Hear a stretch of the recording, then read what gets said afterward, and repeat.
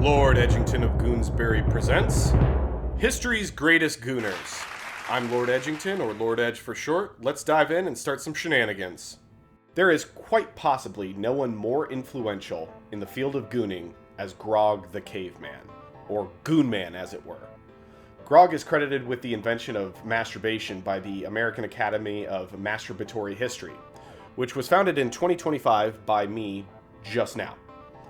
The AAMH has also found evidence to the groundwork Grog laid to gooning that other so-called anthropologists have buried, like this cave painting. Grog is also credited with the complete selective breeding of the fat-tailed sheep, which he detailed in this cave journal entry. Grog was good at hunt, good at bunk, good with stabbers. Grog no good at women. Grog stay in cave away from woman. Grog find sheep he like. Grog hunt sheep, but to catch no kill. Grog happy. Grog is credited with the first pornographic play, The Tale of the Sexy Sheep, 14,000 BC, which he performed live every night to a crowd of no one. If you're still watching, consider subscribing or hitting the like button so I can spread my shit posts. Wolfgang Amadeus Mozart, prodigy, genius, and gooner extraordinaire. While Mozart wrote more than 600 classics, his dedication to ass-eating and shit play was legendary. He frequently wrote Ohio-level goon letters to his female cousins, usually in a basic rhyme scheme that displayed a deeply demented disturbance. These drip-down dissertations dawn on his dirtiness, with a line he wrote stating he wished to shit on her nose and watch it drip down her chin. He also sent letters to his mother along these same themes. She encouraged these letters with her own provocative pontificated verbal pornographies. For example, he sent in a letter to his mother, much like the above letter and the one running down a shrimp's back, this vein contained way more poop than you'd expect. Or, yesterday, though we heard the king of farts, it smelled as sweet as honey tarts. While it wasn't the strongest of voice, it came with a powerful noise. She responded to this with, I now wish you good night. Shit in your bed with all your might. Sleep with peace on your mind, and try to kiss your own behind. Oh, my ass burns like fire. What on earth is the meaning of this? Maybe Muck wants to come out? Yes, Muck. This same perverted gooner that wrote Piano Concerto No. 24 in C minor also blessed us with Lick My Ass, or Kiss My Ass, a classical party ballad meant to be sung by 6 people at a time, in German. Shout out to my German viewers. Mozart, after making Lick Mein un Arsch, just like a modern YouTuber that hit upon a success, made a sequel called Lick My Ass Nice and Clean. You've been listening to Lick Mein un Arsch, and here's Lick My Ass Clean, the lyrics of which may surprise you. Leck mir den Arsch fein recht schön fein sauber lecke ihn fein sauber lecke.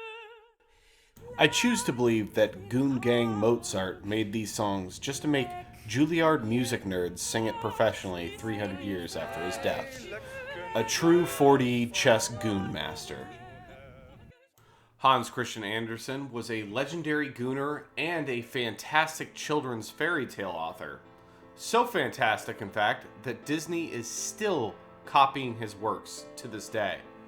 Thumbelina, The Princess and the Pea, The Little Mermaid, The Emperor's New Clothes, The Ugly Duckling, The Snow Queen, and The Snowman are all works that Disney or others have copied. It's important to understand how this came to be. Hans had a childhood crush on a woman named Jenny Lind, whom he wrote a story about called The Nightingale, which inspired her nickname, the Swedish Nightingale. Hans pined after Jenny for years. He eventually drafted a text to her proposing marriage while she boarded a train. He wrote a letter to her and gave it to her as she boarded a train. Lind did not feel the same, and she responded to him in a letter in 1844. Farewell, and God bless. And protect my brother is the sincere wish of his affectionate sister, Jenny. It is suggested that Andersen expressed his disappointment by portraying Lind as the anti-hero of the Snow Queen, aka Frozen. Cold but beautiful. Bro got friend-zoned and threw himself into his work, which is more than I can say about most dudes that I know that got friend-zoned. Yeah, Tyler, I'm talking to you. Crying on her doorstep doesn't count as art, no matter how much you insist it does. Hans Christian Andersen is thought to have been celibate his whole life.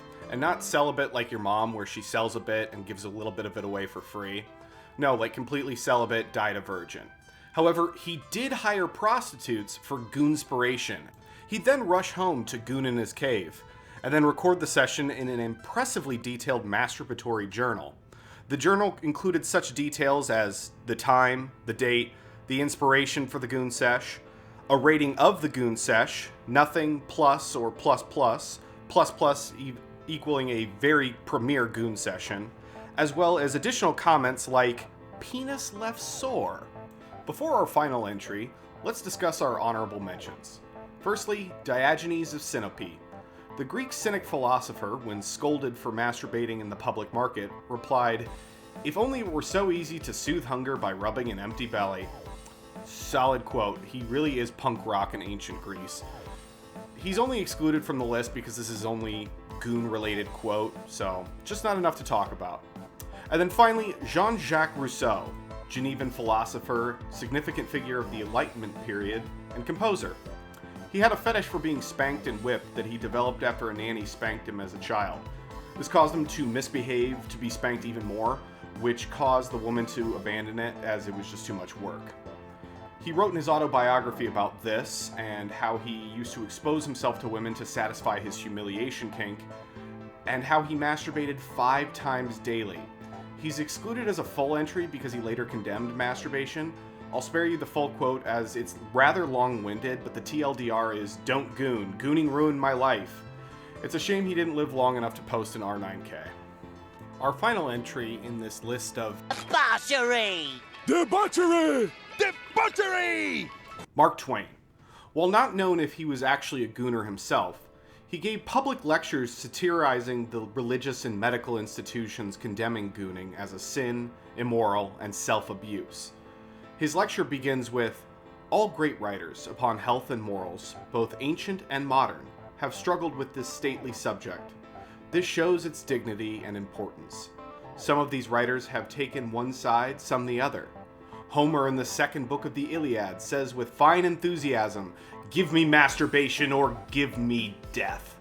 Robinson Crusoe says, 'I cannot describe what I owe to this gentle art.' Queen Elizabeth said, 'It is the bulwark of virginity.' Cetewayo, the famous Zulu warrior, once said, 'A jerk in the hand is worth 2 in the bush.' And the immortal Benjamin Franklin has said, 'Masturbation is the mother of invention.' He also said, 'Masturbation is the best policy.' And many of you might have heard that Benjamin Franklin was a famous gooner. It's not true, but I do find it funny that he's singled out over a century later for an intentional shitposting quote Mark Twain claimed that Franklin said, just for the purpose of clowning the moralists of Twain's day. And that was the greatest gooners in history. If you think I left one out, let me know in the comments.